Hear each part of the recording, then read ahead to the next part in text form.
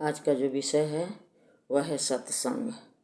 सेवा सद्गुरु हरि भजन अरु सत्संग विचार, यह संयम नित्य कीजिए,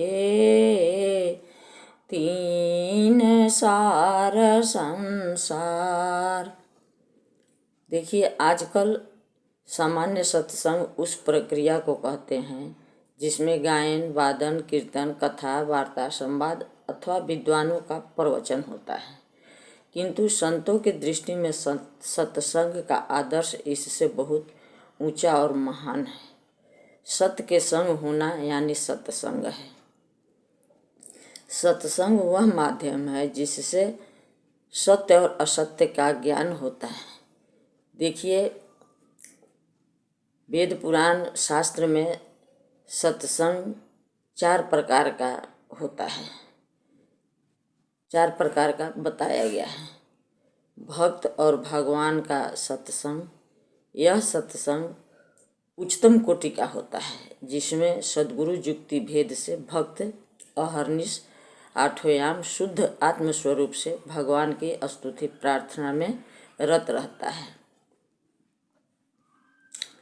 और भगवान की कृपा दृष्टि भक्त को आनंदित करती रहती है। दूसरा जो है उच्चतर कोटि का सत्संग। दूसरी कोटि का सत्संग सद्गुरु, महर्षि, महात्मा, साधु, जीवन मुक्त योगी आदि के संगत करना है। इन महापुरुषों के संगत से विलक्षण लाभ मिलता है।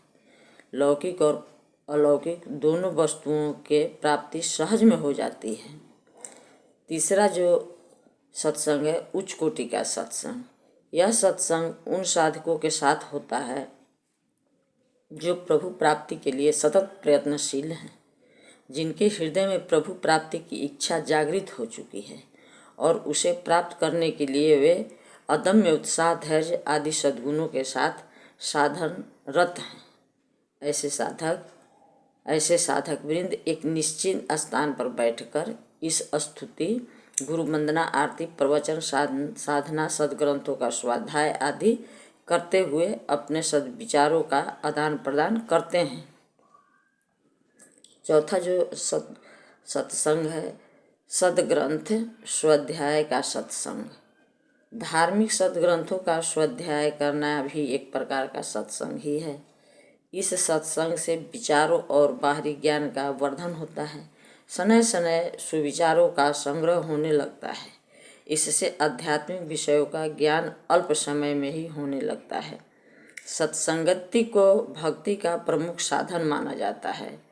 अध्यात्म रामायण में इसे प्रथम साधन माना गया है। देखिए, इसे रामायण में क्या कहा गया है।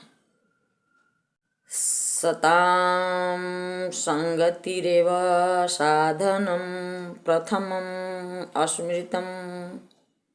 स्वर्ग में देवता भी संत दर्शन के प्रतीक्षा करते हैं। वह स्थान, देश तथा परिवार धन्य हो जाता है जिसमें किसी संत का जन्म हो जाता है।